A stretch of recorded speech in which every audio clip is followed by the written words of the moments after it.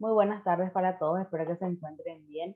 En la jornada de hoy vamos a estar desarrollando la asignatura de epistemología, abordando la unidad número 4, problema de la actividad y la subjetividad en ciencias sociales. Vamos a estar siguiendo un poco lo que dejamos la semana pasada. Es un contenido bastante extenso, así que les había comentado que íbamos a dar hasta un punto y esta semana ya vamos a estar desarrollando lo que sigue. Ustedes saben que nuestra asignaturas se dividen en determinadas unidades. Ahora estamos en la cuarta, por ejemplo, y tiene esta unidad sus guías, sus foros y sus autoevaluaciones, que al final, todas esas actividades van a tener un peso del 30% y es de suma importancia realizarlas en tiempo y en forma para evitar inconvenientes, porque son las que nos salvan o los que nos ayuda para un 3, un 4, un 5. Recuerden que la ciencia es una actividad que se desarrolla en las diferentes disciplinas, que tienen un método. Hablamos de las ciencias empíricas, las ciencias formales, hablamos también de la... Hola César, ¿cómo estás? Habíamos hablado de las ciencias naturales, de las ciencias sociales, de la psicología y su ubicación en ambas disciplinas empíricas. Mencionábamos también que las ciencias sociales tienen un interés en la vida colectiva, que se formulan teorías generales y planteamientos analíticos, y nos habíamos quedado en que el mundo es complejo y también como las ciencias sociales estudia al individuo, existe un problema a veces en el rigor epistemológico. Mencionamos también en su momento que para comprender a las ciencias sociales debíamos hablar de los sistemas físicos y de sistemas sociales, como mercancía, como dogma y como brujería a la ciencia social, ¿verdad? Tiene bastante eh, condiciones y situaciones a la cual nosotros vamos analizando. Mencionamos también que para qué son necesarias las ciencias sociales, para la comprensión un poco de este entorno en el cual nosotros nos encontramos. Las ciencias sociales sí tienen su método científico para analizarlo, tenemos los diversos tipos de observaciones estructuradas para comprender tal o cual situación, pero a veces se tiende a algunas limitaciones y problemas en el alcance. Entre ellos hablamos de la imposibilidad de conocer, de que no existe un único método válido, que hay un conocimiento digno de crédito, espiritualismo que son parte de él.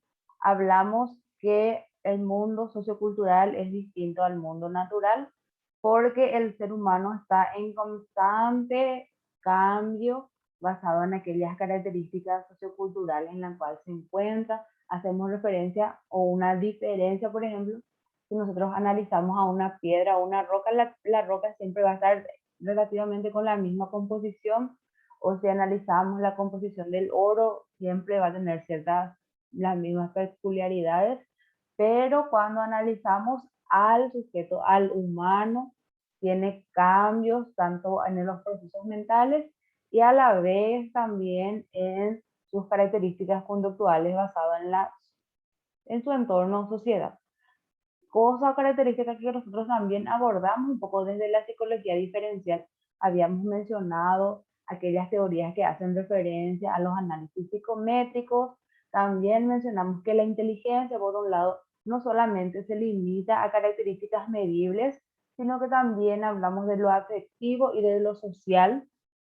Constantemente nosotros venimos hablando también de lo que es la inteligencia emocional, es algo que no podemos cuantificar hasta el momento, y ahí se genera una problemática a la hora de analizar a nuestro objeto de estudio, el hombre, en su complejidad. Una de las mayores complejidades del ser humano se da si nosotros lo analizamos un poco desde la teoría de Maslow, que nos habla de las necesidades básicas del individuo, ¿verdad? Las necesidades que tienen, que es la pirámide, ustedes lo conocen, ya vieron en cualquier lado, aparece, ¿verdad? Que la primera tenemos las necesidades básicas, las necesidades de seguridad, de filiación, de reconocimiento y de autorrealización. Pero ¿qué nos dice nuevamente Maslow en su teoría? Que cuando el hombre satisface su necesidad de autorrealización, surge una necesidad aún mayor. Y acá yo vengo a dar siempre el ejemplo de, bueno, si nosotros no tenemos techo, no tenemos vivienda, no tenemos que comer, obviamente vamos a estar constantemente buscando satisfacer esa necesidad. Tenemos trabajo y hacemos lo posible para mantenerlo. Ese trabajo nos da relativa seguridad de que vamos a estar satisfaciendo nuestra alimentación, vamos a tener techo, vamos a tener abrigo y también vamos a estar satisfaciendo nuestras necesidades sexuales, que también forma parte de las necesidades básicas. Posteriormente a tener esa seguridad, no solamente no me van a venir a asaltar, sino que voy a estar satisfaciendo mis necesidades básicas constantemente, aparece la de la afiliación o de necesito tener amigos. Mis amigos están en mi trabajo, ya sea en la universidad, mis amigos del barrio, y que posteriormente, en el siguiente escalón, se encuentra el reconocimiento de que mis amigos digan, bueno, Eli es una estudiante de psicología, le va bien, está trabajando, está siguiendo sus sueños, y cuando la gente nos da ese reconocimiento, nosotros en teoría logramos la autorrealización. Y la autorrealización es, la gente me reconoce porque yo soy de esta manera, o yo me reconozco porque puedo satisfacer mis necesidades, porque estoy seguro, porque tengo amigos, porque en la calle salgo y me reconocen. Y ahora me siento más plena porque puedo terminar mi carrera de psicología, por ejemplo. Pero El ustedes, esfuerzo, el esfuerzo. Pero ustedes saben, sacrificio. cuando nosotros satisfacemos esa necesidad de haber cumplido un sueño, de haber terminado mi carrera, va a venir otra, ya sea en el ámbito académico, algunos esperan terminar su carrera para casarse, otros esperan terminar su carrera para subir de puesto, entonces surge una necesidad aún mayor e inicia nuevamente todo este ciclo de las necesidades básicas de Maslow. Y ahí entra la complejidad del ser humano o el individuo, que es tan dinámico que debemos ir analizándolo constantemente. Las técnicas o herramientas que a veces tenemos estructuradas nos limitan, pero que nos dice nuevamente desde la epistemología que nosotros debemos ser objetivos, utilizar baremos, utilizar observaciones estructuradas, métodos que tienen un rigor científico para que nosotros podamos llegar a la verdad. Pero ¿cómo nosotros a veces vamos a llegar a la verdad si es que no utilizamos nuestro lado subjetivo un poco para hablar con la persona? Capaz, si yo me voy a hablar con César y tengo un cuestionario objetivo, sigo completamente el método científico, él en una consulta capaz no se abre como yo espero que sea conmigo.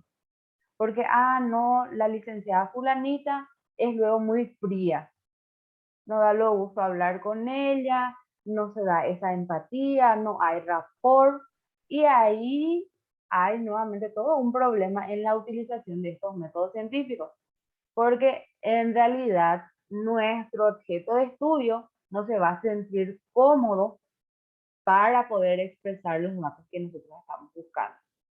Y ahí es uno de los problemas grandes, que cuando el ser humano se encuentra en observación o siente que está siendo observado, entrevistado, tiende a mostrar la cara que nosotros estamos esperando.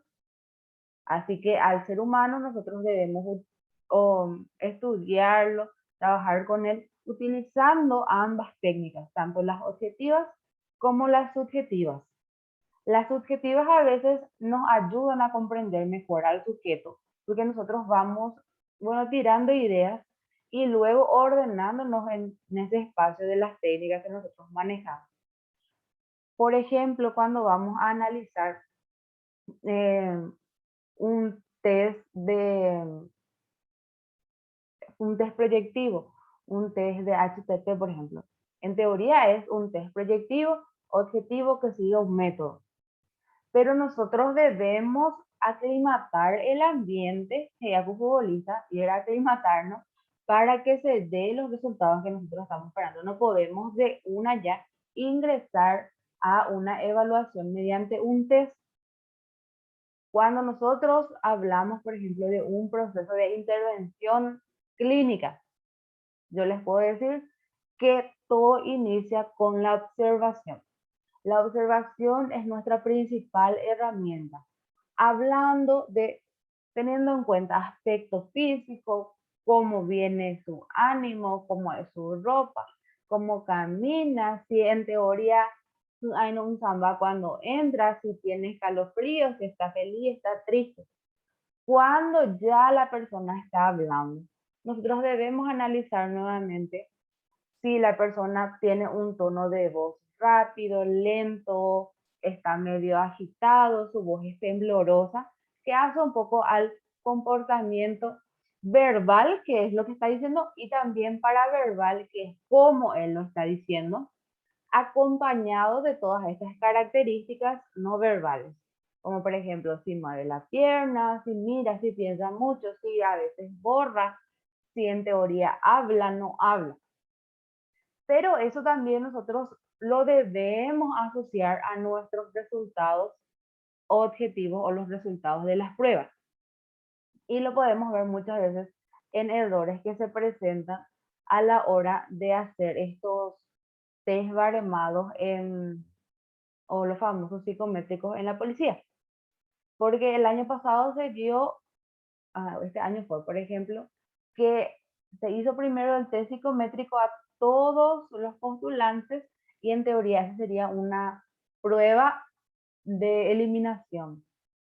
Pero luego hubo tantas personas que se aplazaron, que no pasaron o que no fueron aptos, sería la palabra correcta, que a ellos se reorganizó todo y la prueba de eliminación en este caso había sido la prueba de salud.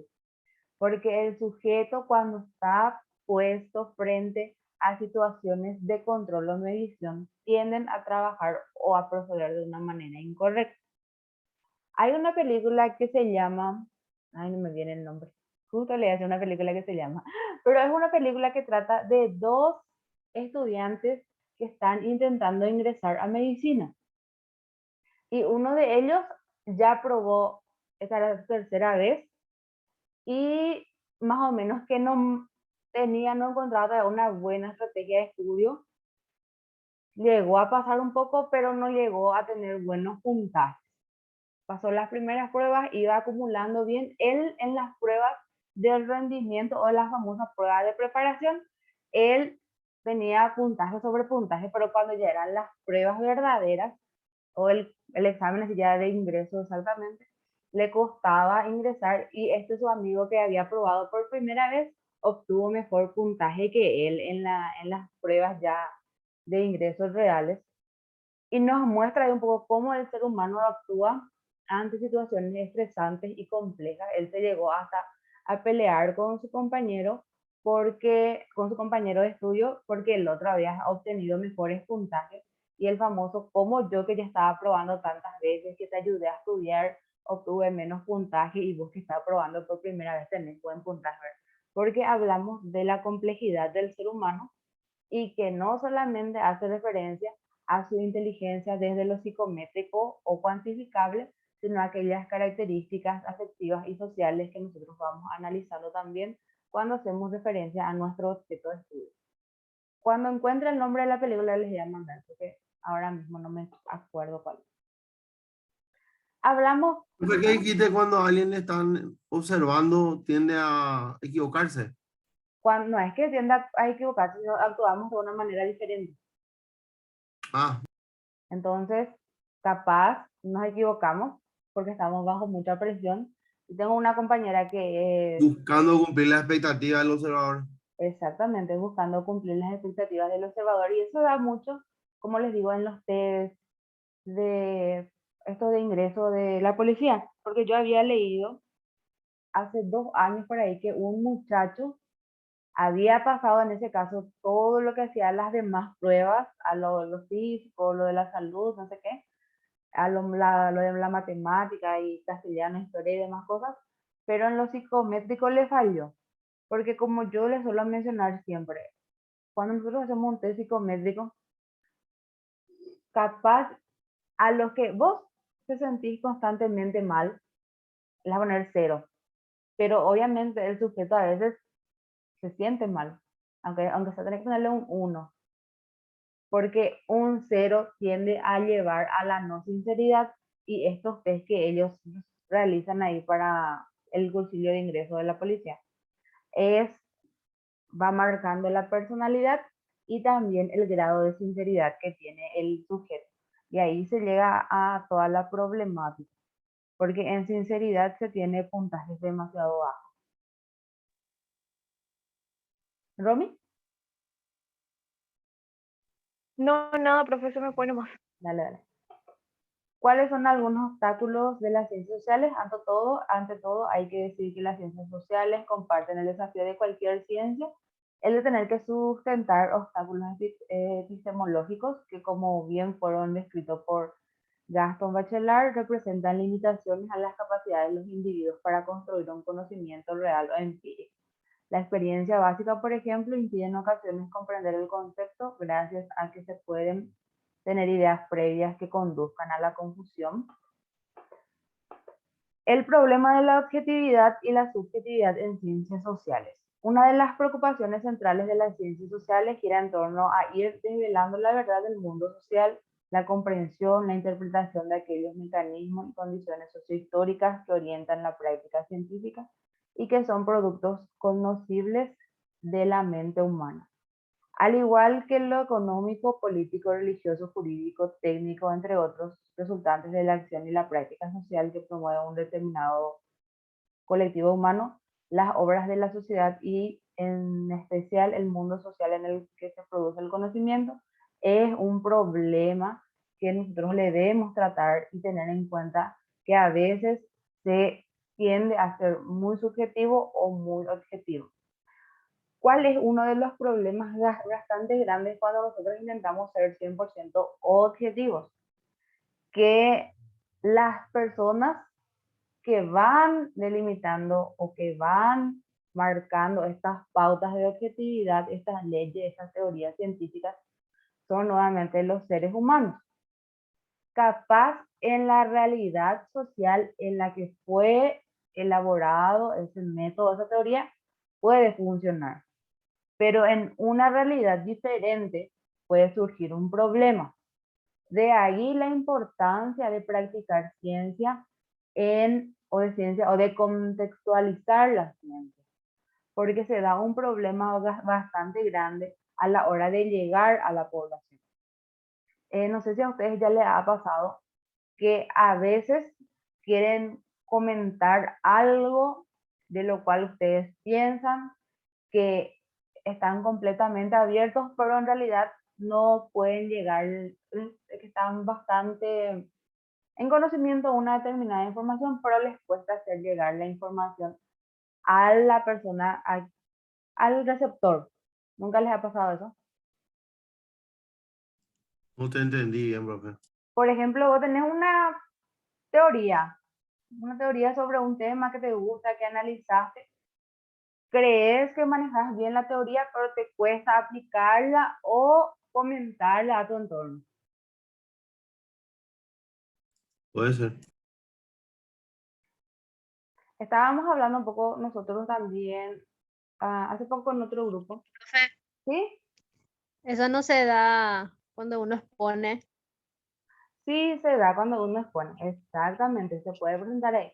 Porque, ¿qué es lo que pasa?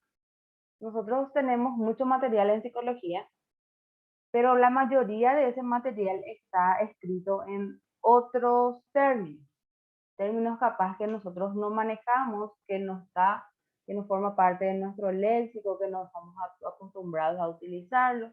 Capaz en nuestro diccionario hay palabras que nosotros utilizamos constantemente y que son sinónimos, pero a veces con esa necesidad de mostrar que nosotros entendimos el procedimiento, de que debemos seguir la técnica o la teoría que nos está mencionando, al final no se entiende nada nuevamente. Porque como dice Eli, en las exposiciones se da mucho eso. Es un problema a veces para entender o explicar lo que está sucediendo. Lo mismo nosotros hablamos la vez pasada, ahora estamos por entrar nosotros en octubre rosa. Octubre rosa, hablamos del cáncer de mama, de la detección precoz, palpación, evaluación clínica, mamografía. Pero, ¿cuál es el problema que nosotros encontramos en el grupo que estábamos debatiendo? Que ahora en Paraguay y en las ciudades un poco más fronterizas hay muchos estudiantes que vienen del Brasil. Por un lado es beneficioso para la economía, pero para el usuario del servicio de salud, para la persona que se va a ir en el puesto de salud en el cual está trabajando, está haciendo su pasantía, el estudiante de medicina brasilero, va a costar muchísimo dar esta información, uno, por el problema del lenguaje. El problema del lenguaje es bastante grande y nuestro lenguaje, nuestro idioma es complejo, porque nosotros hablamos guaraní y castellano y hablamos un yopara. Capaz el estudiante brasilero conozca de manera objetiva todo el proceso que se tiene que dar para la detección precoz de un cáncer de mama. Pero ¿cómo ese estudiante va a poder explicarlo realmente a la sociedad, a un barrio, a un pueblo allá de Itacurú, por ejemplo? En Itacurú se habla mucho guaraní. Tiene que conocer el mundo social, tiene que hablar un poco y comprender lo económico, lo político, lo cultural para hacer llegar la información, dejando un poco de lado a veces esa completa objetividad, ese método estricto para hacerle llegar de una u otra manera el mensaje, que nuestro mensaje que va a ser palpación, evaluación clínica y mamografía. Pero ¿cómo le va a hacer llegar esos aspectos si es que no entiende, como dice acá, el mundo social o no entiende la cultura paraguaya? Y ahí se da un problema no solamente en la psicología, sino que vemos también un problema un poco en la medicina, que es en teoría una ciencia un poco más objetiva, que tiene más reglas, que obviamente la psicología también es una disciplina científica, pero a veces a la medicina se la tiene un poco más arriba, ¿verdad? Por el reconocimiento de que se le va a morir el paciente, que eso, que aquello. A nosotros también se nos puede morir un paciente, ¿verdad? Le decimos mal una palabra y se puede ir a suicidar. Pero el famoso, la vida de una persona está en la mano del médico. Así que entender el mundo social es un problema que se genera también cuando nosotros hablamos de objetividad y subjetividad en ciencias sociales. Acá tenemos nuevamente las imágenes. Ustedes ya conocen todas estas imágenes, ya son un poco repetidas. Pero nos permite comprender un poco a veces las conductas sociales que se presentan. Por un lado tenemos acá extroversión, euforia, acá tenemos un poco de puede ser rabia, nerviosismo. Pero, ¿cómo nosotros nos damos cuenta que estas personas capaz presentan esas emociones? Basados en la subjetividad, porque no hay, creo que en ningún momento nosotros leímos cuando teníamos 5 o 6 años, libros que nos digan la emoción, una sonrisa es felicidad, una mano en la cabeza es ira, el, el llanto representa a la tristeza.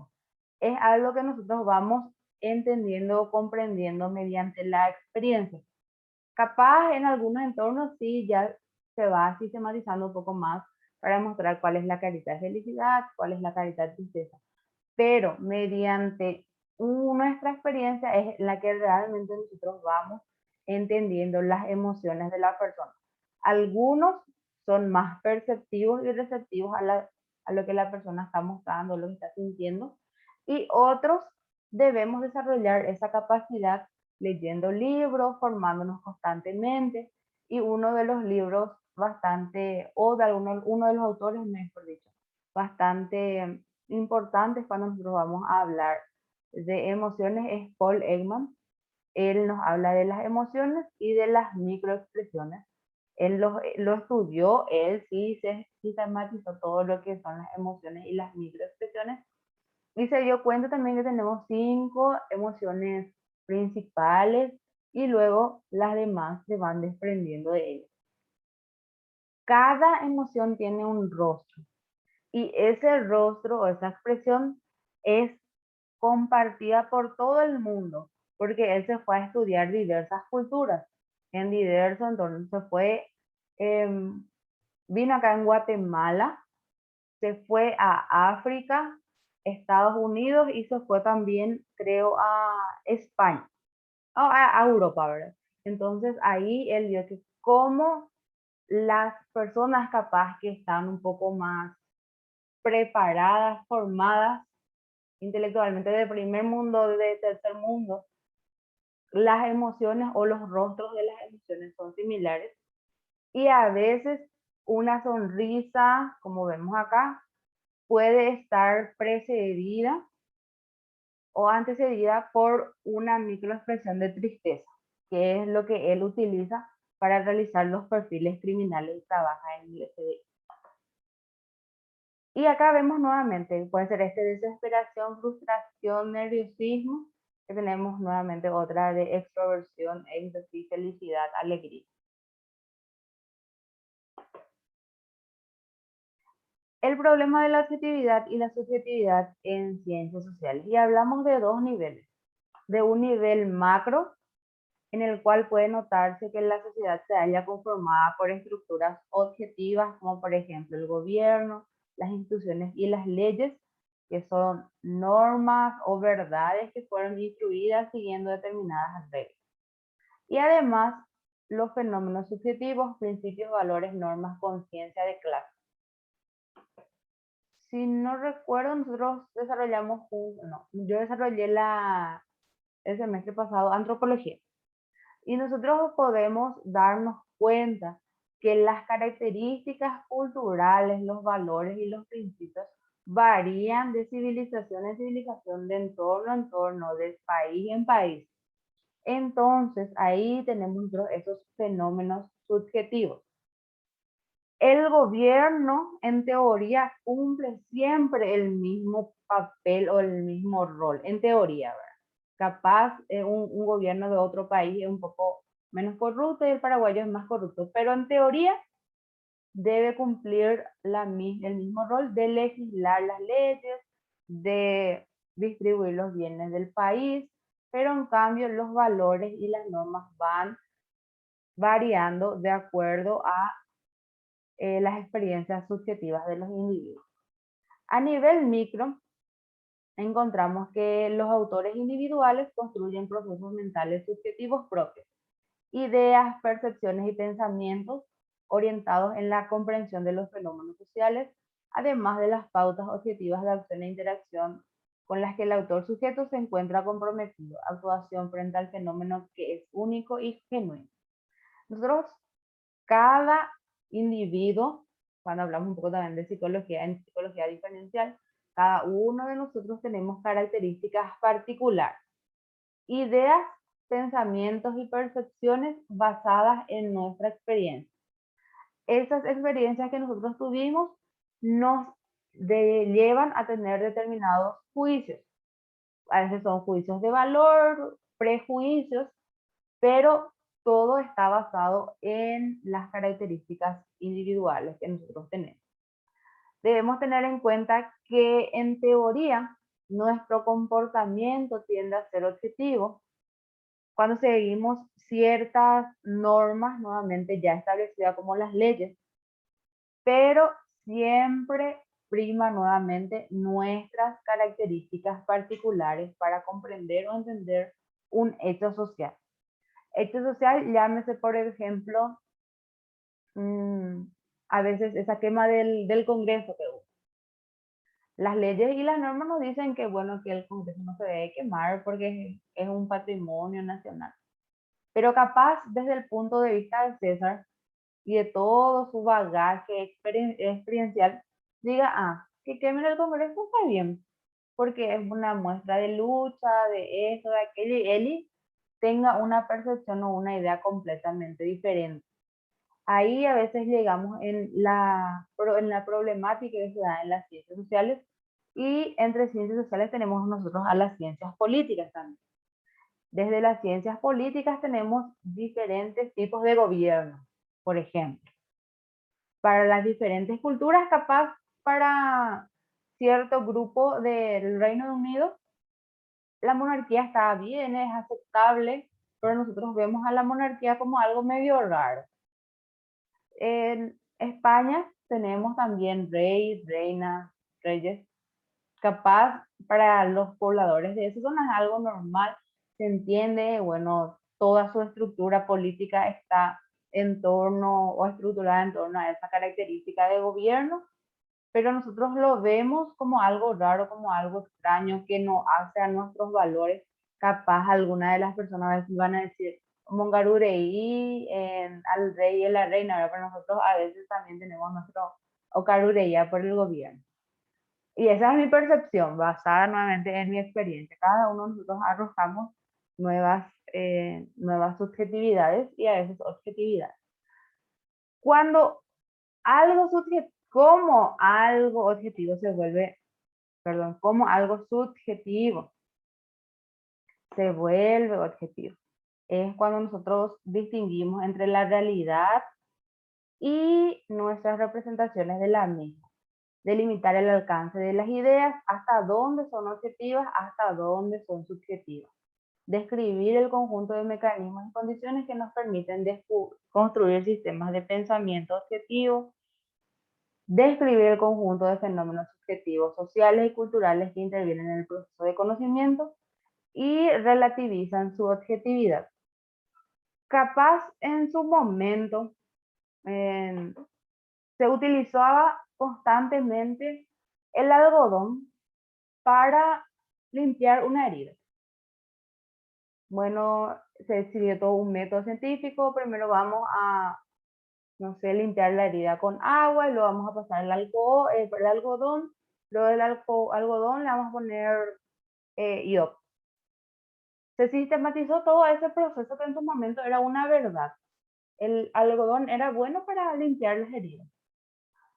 En el proceso de implementación de esas técnicas, se dio cuenta o se dieron cuenta las personas que lo aplicaban que cuando nosotros limpiábamos con el algodón en el entorno de la herida, capaz se quedaba un poquitito de pedacitos de algodón y infectaba nuevamente la herida. Entonces se buscó otra herramienta, otra técnica, y apareció ahí las gasas esterilizadas.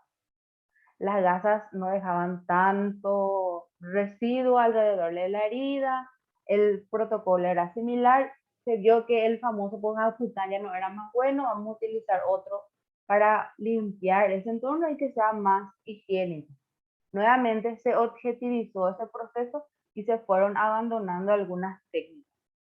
Ahora vemos que capaz ya se utilizan otro tipo de vendajes para cuidar la herida, ya no se hace la curación todos los días, sino que se realiza la curación cada 5 días porque la técnica de sanitización es mucho mejor. Y ahí vemos nosotros cómo las realidades van cambiando y se van adecuando a la necesidad del entorno. Capaz en otros países donde no hay tanta accesibilidad a estos recursos, se utiliza agua y algún trapo bien limpio y ya está higienizada la herida, ¿verdad? Que hablamos un poco de eso cuando hablamos también de ciencias sociales. Y acá les pregunto un poco a ustedes qué están viendo en la imagen.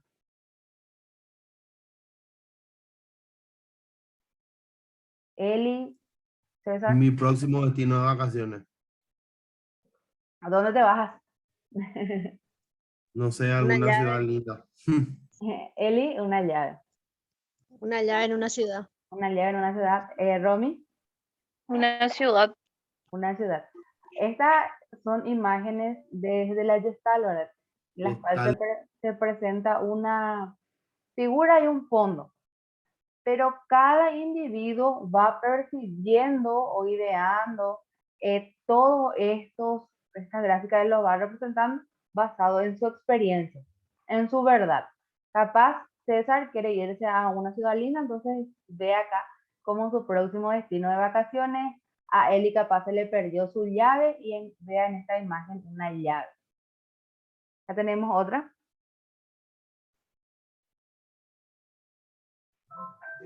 Un mono y un león viéndose. Sí, Eli.